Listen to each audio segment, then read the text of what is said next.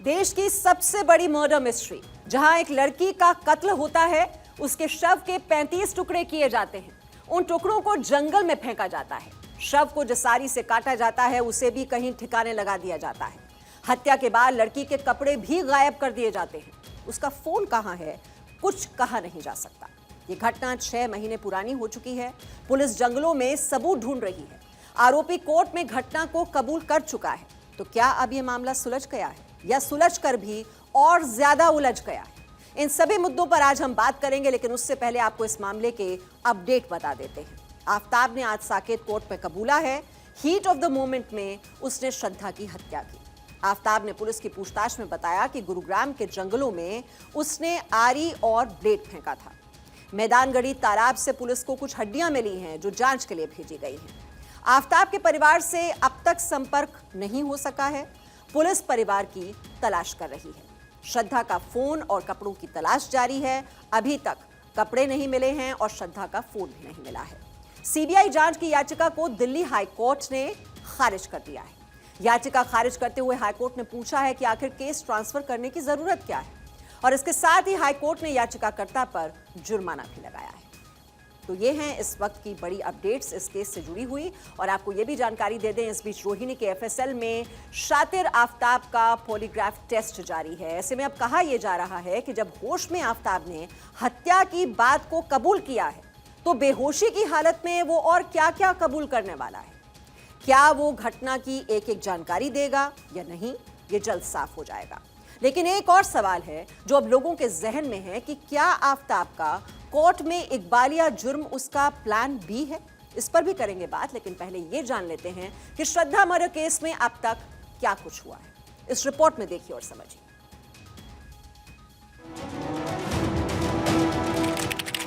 तारीख 18 मई, जगह दिल्ली, रात करीब 10 बजे। राजधानी दिल्ली के करोड़ों लोग जब चैन की नींद की आगोश में सो रहे थे, तभी दरिंदा आफ्ताब अपनी प्रेमिका के शव के टुकड़े कर रहा था। करीब 10 घंटे तक वो शव के टुकड़े करता रहा। इस दौरान वो पूरे नशे में था। एक एक टुकड़े को काटता, उसे धोता, फिर उसे पॉलीथीन में भरता। जिस श्रद्धा के टुकड़े कर दिए गए, वो श्रद्धा कई अनगिनत सपनों को लेकर अपने घर पालघर से मुंबई आई थी। एक बेहतर भविष्य की तलाश में घर की जरूरतें पूरी करने वो मजबूरी में मुंबई आई थी।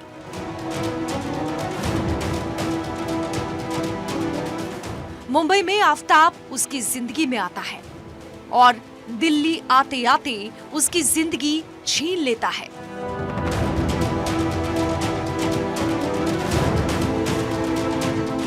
इस घटना का खुलासा होता है 6 महीने के बाद।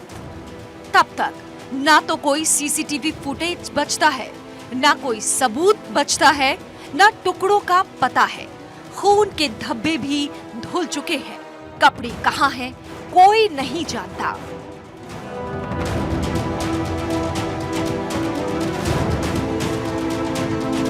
श्रद्धा मर्डर केस में रोजाना आफ्ताब की बर्बरता की नई कहानी सामने आ रही है। सन की आशिक आफ्ताब ने क्रूरता की सारी हदें पार कर दी। श्रद्धा की हत्या कर उनके शव के 35 टुकड़े कर दिए। पड़ोसियों को इसकी कानो कान खबर तक नहीं लगी। सन की आशिक आफ्ताब फिलहाल दिल्ली पुलिस की हिरासत में है, जिसे आज सुबह साकेत कोर्ट में पेश किया गया। इससे पहले पुलिस ने कहा था कि आफ्ताब को वीडियो कॉन्फ्रेंसिंग के जरिए पेश किया जाएगा।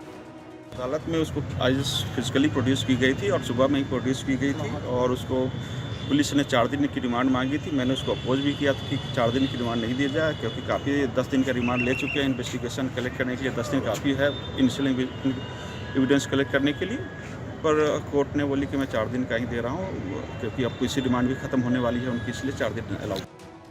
दिल्ली पुलिस को आफ्ताब की 4 दिनों की रिमांड मिल गई है, जहां पुलिस आफ्ताब के सहारे और सबूतों को इकट्ठा करने की कोशिश करेगी। इससे पहले दिल्ली पुलिस ने जंगल जंगल दिन रात एक कर दिए, तो वहीं दूसरी ओर 5 राज्यों में श्रद्धा मर्डर केस की थ्योरी की जांच में दिल्ली पुलिस घूम रही है। ये राज्य हैं महाराष्ट्र, हिमाचल प्रदेश, उत्तराखंड, दिल्ली, हरियाणा।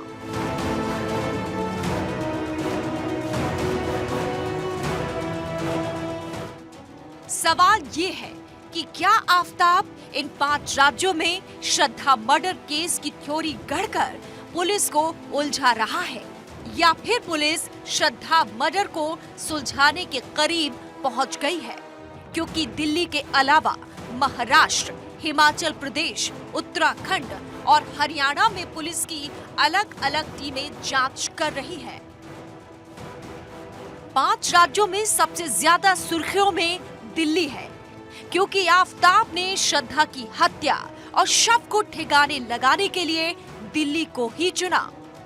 दिल्ली पुलिस की 9 टीमें श्रद्धा हत्याकांड की जांच कर रही है। 4 टीमें दूसरे राज्यों महाराष्ट्र, उत्तराखंड, हिमाचल, हरियाणा में जांच कर रही है, जबकि 5 टीमें दिल्ली में जांच कर रही है। इसके अलावा पुलिस की एक टीम लगातार आफताब के साथ लगी हुई है। इससे पहले पुलिस ने बताया था कि महरौली के जंगलों से मानव शरीर की 17 हड्डियां मिली हैं। अब ये हड्डियां श्रद्धा की हैं या नहीं, इसकी जांच के लिए इन्हें डीएनए के लिए भेजा गया है। उधर आफताब ने मैदान गढ़ी के तालाब में श्रद्धा के सिर को फेंकने का खुलासा किया था। इसके बाद से ही पुलिस श्रद्धा के सिर की तलाश में जुटी है। 5 राज्यों में उलझी श्रद्धा हत्याकांड की गुत्थी को सुलझाने के लिए पुलिस हत्यारे आफताब का नार्को टेस्ट कराने की तैयारी में है। हालांकि इससे पहले आफताब का पॉलीग्राफ टेस्ट होगा। नार्को टेस्ट जो है एक इन्वेजिव टेक्निक है। उसको इन्वेजिव टेक्निक करने से पहले हम एक नॉन इन्वेजिव टेक्निक भी करते हैं और इसको पॉलीग्राफ एग्जामिनेशन कहते हैं। तो पॉलीग्राफ एग्जामिनेशन के लिए सब्जेक्ट की कंसेंट जरूरी है। तो अभी तक कोर्ट ने जो कंसेंट दी थी वो नार्को टेस्ट के लिए दी थी। तो अभी पहले पॉलीग्राफ एग्जामिनेशन के लिए कंसेंट मिल जाएगी, उसके बाद इसका नार्को टेस्ट होगा। ये अगर कोर्ट कंसेंट आज मिल जाती है तो विद इन 10 डेज सारी प्रोसेस कंप्लीट हो जाएगा। इसमें पॉलीग्राफ एग्जामिनेशन भी है और बाकी साइकोलॉजिकल टेस्ट हैं और नार्को टेस्ट भी हो जाएगा विद इन 10 डेज। पुलिस के पूछताछ में आफताब ने जो खुलासे किए हैं उसे सुनकर आपका दिल दहल जाएगा। श्रद्धा के शव के कंधे, हाथ के जोड़, टुकड़े और रीढ़ की हड्डियों को तोड़ने के लिए आफताब ने छेनी हथौड़े का इस्तेमाल किया था। श्रद्धा वॉकर हत्याकांड दिल्ली पुलिस के लिए रोज नई एक परेशानियां लेकर आ रहा है। कभी श्रद्धा का सिर तो कभी वेपन तो कभी उसके 35 टुकड़े लगातार दिल्ली पुलिस को चुनौतियां दे रहे हैं। उसी दौरान एक नई खबर सामने आई है कि आरोपी इखलाक ने श्रद्धा की हड्डियों को तोड़ने के लिए छेनी का इस्तेमाल किया था, जिसके बाद ये सवाल उठता है कि क्या दिल्ली पुलिस की कभी मुश्किलें कम भी होंगी या बढ़ती जाएंगी। अब पुलिस को आफताब के परिवार की तलाश है। श्रद्धा मर्डर केस में आफताब के बारे में उसका परिवार कई खुलासे कर सकता है, लेकिन आफताब का परिवार अंडरग्राउंड हो गया है। सूत्रों के मुताबिक आज से 21 दिन पहले ही आफताब का परिवार मुंबई में घर खाली कर कहीं और शिफ्ट हो चुका है। अब पुलिस आफताब के परिवार की लोकेशन तलाश रही है ताकि पूछताछ की जा सके।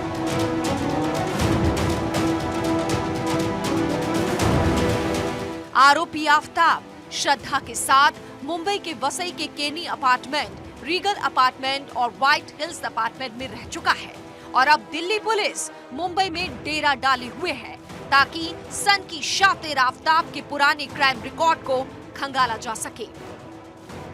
श्रद्धा हत्याकांड मामले में दिल्ली पुलिस इस वक्त मुंबई से सटे पालघर जिले के वसई इलाके में पहुंची है। पिछले 4 दिनों से अलग अलग लोगों का बयान दर्ज कर रही है। अब तक इस मामले में कुल 14 लोगों का बयान दर्ज किया जा चुका है। उसी के साथ ही अब दिल्ली पुलिस की टीम आफताब के परिवार वालों को ढूंढ रही है। अगर आज की बात करें तो आज के दिन दिल्ली पुलिस की टीम और वसई क्राइम ब्रांच की टीम ने कुल 3 लोगों का बयान दर्ज किया है, जिसमें से उस डॉक्टर से भी पूछताछ हुई जिसके क्लिनिक पर जो श्रद्धा है वो साल 2020 में गई थी। उसके अलावा एक किराएदार से भी बात हुई जिसके मकान में, जिसके फ्लैट में श्रद्धा जो है वो रहती थी। उसके अलावा एक महिला से भी पूछताछ हुई जो महिला श्रद्धा के साथ तुलिन पुलिस स्टेशन में गई थी और आफ्ताब के खिलाफ शिकायत दर्ज की थी। जैसे जैसे इस मामले में जांच आगे बढ़ रही है वैसे वैसे इस मामले में अब रोजाना नए खुलासे हो रहे हैं।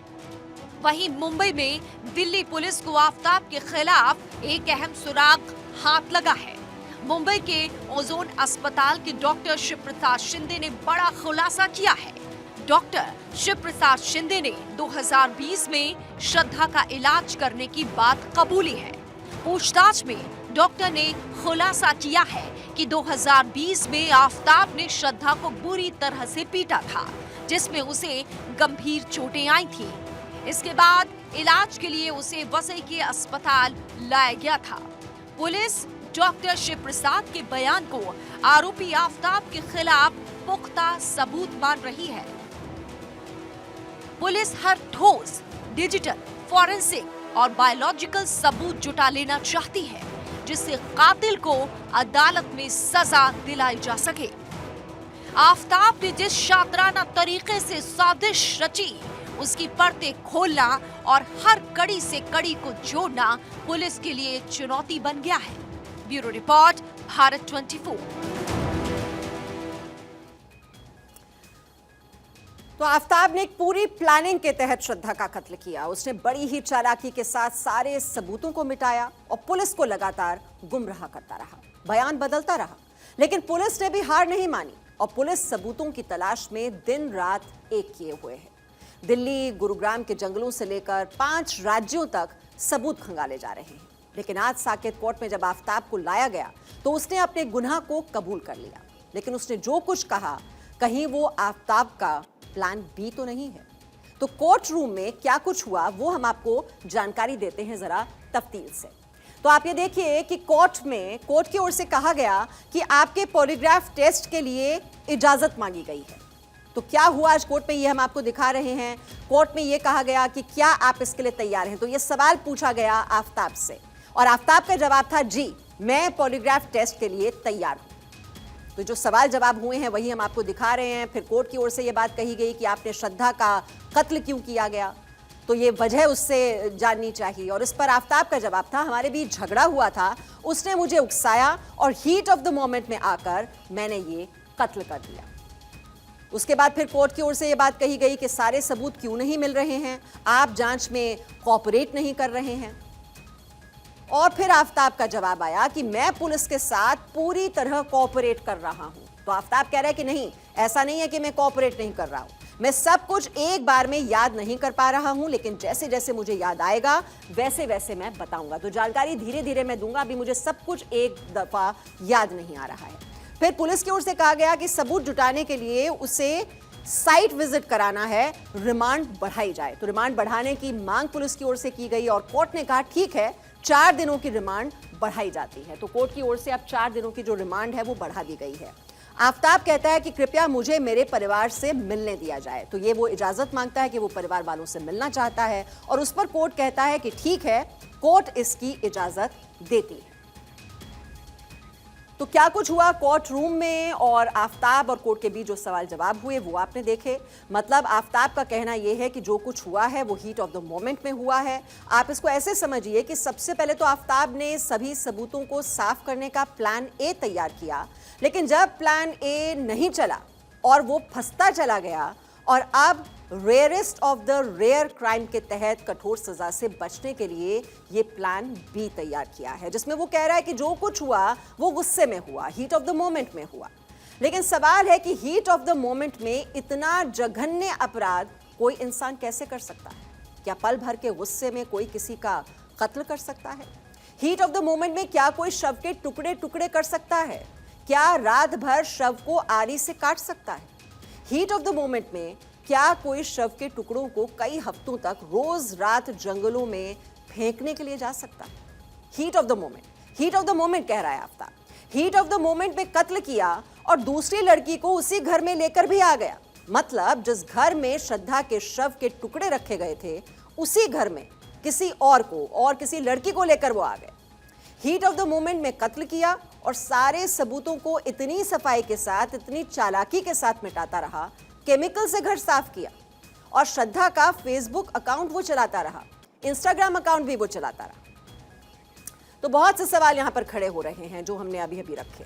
और श्रद्धा की जिस तरह से हत्या हुई, जिस तरह से उसके शरीर के टुकड़े किए गए, जिस तरह से सारे सबूतों को मिटाया गया, वो साफ करता है कि ये हीट ऑफ द मोमेंट में की गई घटना नहीं है, बल्कि एक सोची समझी साजिश है। और अब rarest of the rare crime के तहत फांसी की सजा से बचने के लिए अब ये नई कहानी गढ़ी जा रही है।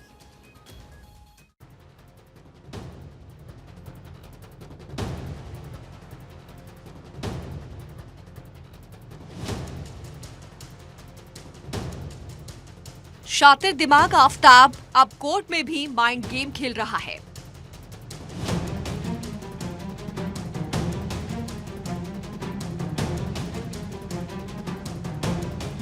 उसने हत्या से जुड़े सारे सबूतों को मिटाने के लिए एक ठोस प्लान बनाया। उस प्लान को एग्जीक्यूट भी फिल्मी अंदाज में किया गया।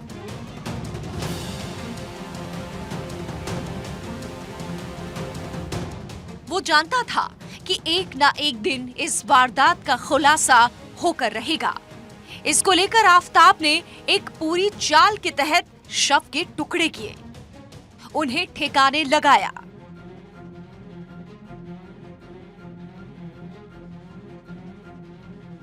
खून के धब्बे केमिकल से धो दिए। श्रद्धा का सोशल मीडिया चलाता रहा।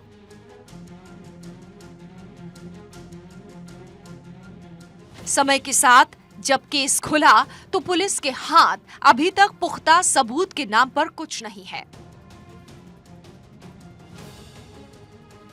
वो अपना इकबाल या बयान भी लगातार बदलता रहता है।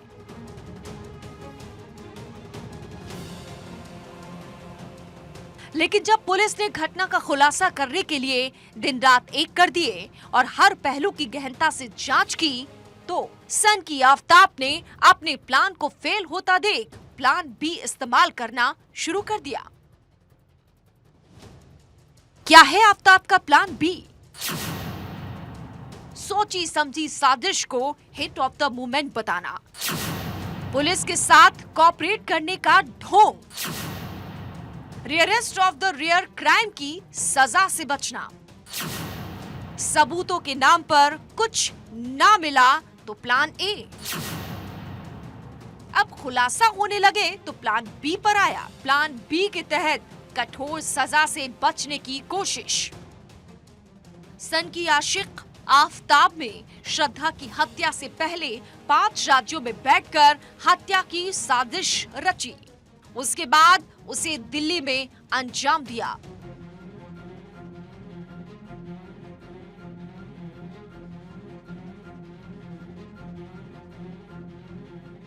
आफताब इतना शातिर था कि वो जहां जाता था अपने मोबाइल की लोकेशन को बंद कर देता था, जो बता रहा है कि श्रद्धा की हत्या की साजिश उसके दिमाग में दिन रात चल रही थी। वो कई दिनों से इस हत्या की तैयारी कर रहा था।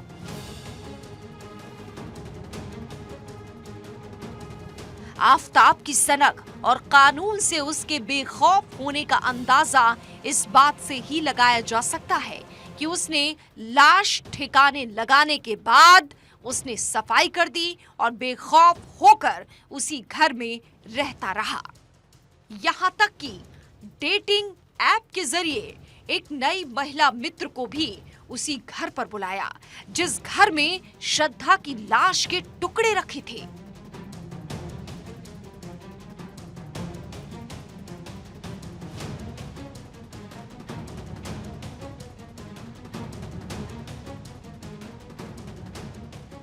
श्रद्धा मर्डर केस की जांच करने दिल्ली पुलिस कुल्लू भी गई थी, क्योंकि आफताब श्रद्धा को लेकर कुल्लू की पर्वतीय घाटी आया था और दिल्ली पुलिस ने यहां तोश गांव के लोगों से भी पूछताछ की। श्रद्धा मर्डर केस की गुत्थी सुलझाने के लिए दिल्ली पुलिस सारे सबूत जुटाने में लगी है। आफताब और श्रद्धा कुल्लू के मणिकर्ण घाटी के तोश के व्हाइट लोटस गेस्ट हाउस में 6 से 8 अप्रैल तक रुके थे। मर्डर केस की कड़ियां जोड़ने के लिए दिल्ली पुलिस दिन रात मेहनत कर रही है और हिमाचल प्रदेश में भी इसकी कड़ियां जुड़ती हुई नजर आ रही है।